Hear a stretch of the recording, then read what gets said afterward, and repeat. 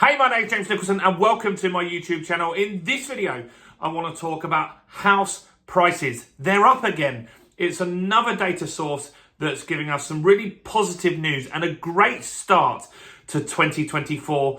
And this is really interesting. This is absolutely a barnstorming month according to this report, and you will need to see all the data. So in this video, I'm going to talk about how much they're up, how many months they've been up, what's the average house price, what's the outlook looking forward, and why is this happening? Because it really does defy logic. We've had all this doom and gloom over the last couple of years. Lots of places have been saying house prices are inevitably going to crash, but they're actually doing quite well at the moment. So before we jump into this, as always, if you're not a subscriber to the channel, do subscribe over there and hit the bell notification. We're a smidge away from 20,000 subscribers. If you have a look around here, last time I checked, it was less than 300 subscribers we need. So make sure you're subscribing over there and smash the like button or tickle the like button. Do something to the like button. That really helps us with the YouTube algorithm. We want to get more people knowing about this channel and that really helps. So do that for us if you can. So who's got some data for us today? Well, Halifax have come out with their data today, and it's a good one. It's really, really positive news, which I know some people are not going to like. Do comment below, let me know your thoughts and opinion on this as we go through the video. I do personally reply to every comment on the channel. So we look at various data sources on this channel. We have the official data from the Land Registry, which will update once a month. We have Rightmove. They like to give some data out once a month as well, so we talk about that. That's normally about asking prices. And we have Nationwide's data on a monthly basis, which is good. And we have the Halifax data right now. Now, one reason I like to listen to the lenders, which I always say, is they have that crystal ball, as in they can see what's happening in the future. Why does that matter? Well, they've got deals being approved today. So there are people out there like me, like you, maybe that are putting offers in on properties right now today. You're getting a mortgage in principle and you're starting that process. Now, those purchases might take 4, 5, 6 months to complete.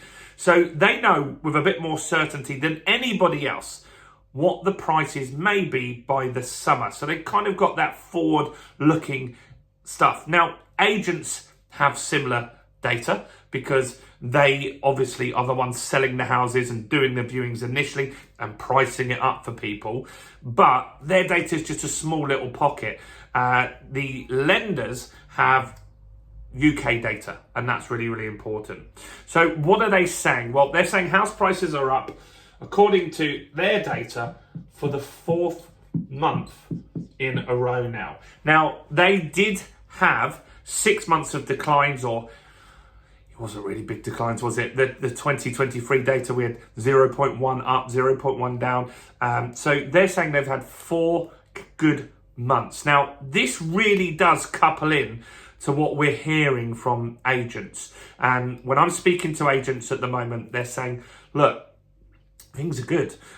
They've had a really busy start to January. They've had a record influx of buyers. There isn't lots of new sellers necessarily, so that means prices are being pushed up that little bit as well, which is what we're starting to see. Now, how much is the average house price in Halifax's eyes? Because remember, these all have different data. Halifax might be skewed more towards properties in the north or the south, so it's slightly different. I think Nationwide is around 270, the average, and these guys, their average is 291,029. So what does that mean? Well, that means that their data is up £3,900 in a month. Not bad, is it? Not bad for anyone that's got a portfolio like me, or maybe you, or your own house, right? That's positive news. Now, it's not good for first-time buyers because it means things are getting more expensive. Now, Nationwide specifically relate this to the drop in mortgage rates. So while the Bank of England was increasing the base rate, then they had that 4 months of pauses, the mortgage lenders actually dropped their rates significantly. It went from 6-7% that you could borrow at to now there are some deals. They've got high fees, but there are some deals at 3.99, 4.5, 5. There are much better deals. And so in 23, a lot of people sat out the market. 20% less transactions happened in 2023. And so a lot of those people in that time would have had time to save more money.